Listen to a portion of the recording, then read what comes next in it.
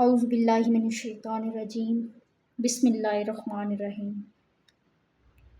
آج سے پچھلی ویڈیو میں ہم سورہ بقرہ کی آیت نمبر 1 سے 5 تک کا ہم نے ترجمہ اور تفسیر پڑھی تھی۔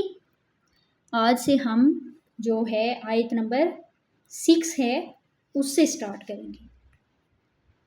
تو آئیے سٹارٹ کرتے ہیں۔ ان الذین کفروا سواء علیہم اانذرتہم ام لم تنذرہم لا یؤمنون، کہ یقیناً جن لوگوں نے کفر کیا، یعنی جو لوگ کفر پر اڑ گئے، ان کے لیے برابر ہے کہ اے محمد آپ انہیں خبردار کریں یا نہ کریں، وہ ایمان لانے والے نہیں ہیں۔ اب یہاں ان الذین کفروا سے مراد وہ لوگ ہیں جو کفر پر اڑ گئے، یعنی اس کا یہ ہوا کہ جو لوگ حق کو حق سمجھنے اور پہچاننے کے باوجود محض جو ہے ضد اور ہٹ دھرمی اور تعصب کی وجہ سے یا حسد اور تکبر کی وجہ سے کفر پر اڑے رہے، تو ان کی قسمت میں ہدایت نہیں ہے۔ یہ ان لوگوں کے، یہ مطلب اس میں گویا جو مکہ کے سردار ہیں ان کی طرف اشارہ ہو رہا ہے کہ ان کے دل و دماغ جو ہیں وہ تو گواہی دے چکے ہیں کہ محمد صلی اللہ علیہ وسلم اللہ تعالیٰ کے رسول ہیں، لیکن کیا ہے کہ وہ یہ بھی مان چکے ہیں کہ قرآن کا مقابلہ ہم نہیں کر سکتے، یہ محمد صلی اللہ علیہ وسلم کا مکمل معجزہ ہے، اس کے باوجود وہ ایمان نہیں لائے۔ تو ان لوگوں کے لیے بیان فرمایا گیا ہے کہ اے محمد آپ انہیں خبردار کریں یا نہ کریں، وہ ایمان لانے والے نہیں ہیں۔ ختم اللہ علی قلوبہم وعلی سمعہم، کہ اللہ نے مہر لگا دی ہے ان کے دلوں پر اور ان کے کانوں پر۔ یہ ان لوگوں کے بارے میں یہ بیان کیا ہے کہ اللہ تعالیٰ نے ان کے جو کفر پر اڑ گئے، اللہ تعالیٰ نے ان کے دلوں اور ان کے کانوں پر مہر لگا دی۔ جنہوں نے حق کو، سچ کو پہچاننے کے بعد رد کیا، تو اس کی پاداش میں اللہ سبحانہ و تعالیٰ نے ان کے دلوں کے اور ان کے کانوں پر مہر لگا دی۔ وَعَلَىٰ أَبْصَارِهِمْ غِشَاوَةٌ، وَعَلَىٰ أَبْصَارِهِمْ غِشَاوَةٌ، اور ان کی آنکھوں کے سامنے پردہ پڑ چکا ہے۔ وَلَهُمْ عَذَابٌ عَظِيمٌ، اور ان کے لیے بہت بڑا عذاب ہے۔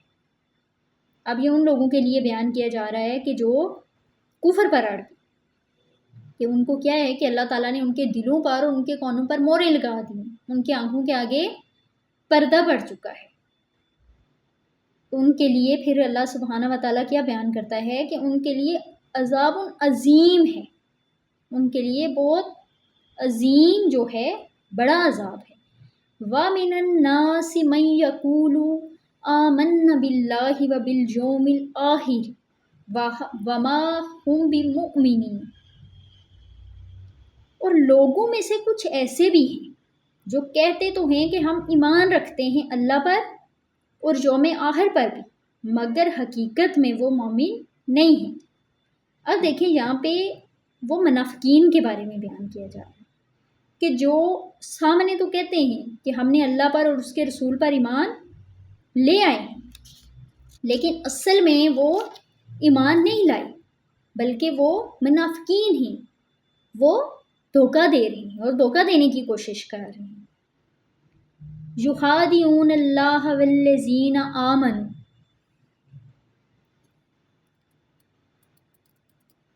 کیا ہے کہ یخادعون اللہ والذین آمنوا، اب یہاں کیا بیان ہو رہا ہے کہ وہ دھوکہ دینے کی کوشش کر رہے ہیں اللہ کو اور اہل ایمان کو۔ وما یخدعون الا انفسہم، اور نہیں دھوکہ دے رہے مگر صرف اپنے۔ اب دیکھیں یہاں پہ اللہ سبحانہ و تعالیٰ کیا بیان کر رہا ہے کہ وہ اوپر وہ بیان کیا ہے یخادعون اللہ والذین آمنوا، کہ وہ دھوکہ دینے کی کوشش کر رہے ہیں اللہ کو اور اہل ایمان کو. لیکن آگے ساتھ اللہ سبحانہ و تعالیٰ کیا فرما رہا ہے کہ وہ کسی کو دھوکہ نہیں دے رہے. اللہ سبحانہ و تعالیٰ کو تو نعوذ باللہ ہم دھوکہ دے ہی نہیں سکتے، وہ دلوں کے راز جانتا ہے. اور اللہ سبحانہ و تعالیٰ نے فرما دیا، ساتھ ہی فرما دیا کہ وہ صرف اپنے آپ کو دھوکہ دے رہے ہیں. وہ صرف منافقین کے بارے میں ہے کہ وہ صرف اپنے آپ کو ہی دھوکہ دے رہے ہیں، وہ کسی دوسرے کو دھوکہ نہیں دے رہے. وما یشعرون، اور انہیں اس کا شعور نہیں ہے.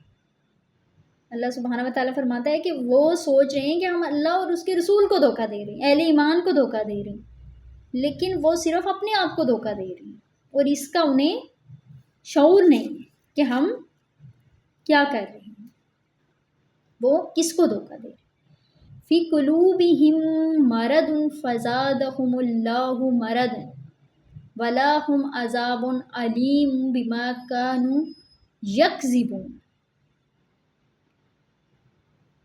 اب کیا ہے کہ فی قلوبہم مرض، مرض ہے قلوبہم دلوں میں، کیا ہے کہ ان کے دلوں میں ایک روگ ہے، ایک مرض ہے. فزادہم اللہ مرضا، تو اللہ نے ان کے دلوں میں جو ان کا روگ ہے، اللہ سبحانہ و تعالیٰ نے ان کے روگ میں اضافہ کر دیا ہے. فزادہم اللہ، کہ اللہ تعالیٰ نے اس میں اضافہ کر دیا ہے، مرضا جو ان کو روگ ہے. وَلَهُمْ عَذَابٌ علیم، اور ان کے لیے دردناک عذاب ہے. اب یہاں اللہ سبحانہ و تعالیٰ بیان کرتے ہیں کہ جو منافقین کے لیے بیان کیا جا رہا ہے کہ ان کے دلوں میں روگ ہے، اور اللہ سبحانہ و تعالیٰ نے وہ روگ مزید بڑھا دیا ہے. یہ کن لوگوں کی بات کریں کہ جو حق اور سچ کو پہچاننے کے باوجود جو ہے اس پر ایمان نہیں لائے اور کفر کیا، کفر پہ اڑ گئے. ان کے لیے اللہ سبحانہ و تعالیٰ نے دردناک عذاب کی نوید سنائی کہ ان کے لیے دردناک اور المناک جو ہے وہ عذاب ہے. بما کانوا یکذبون، بسبب اس جھوٹ کے جو وہ بول رہے تھے.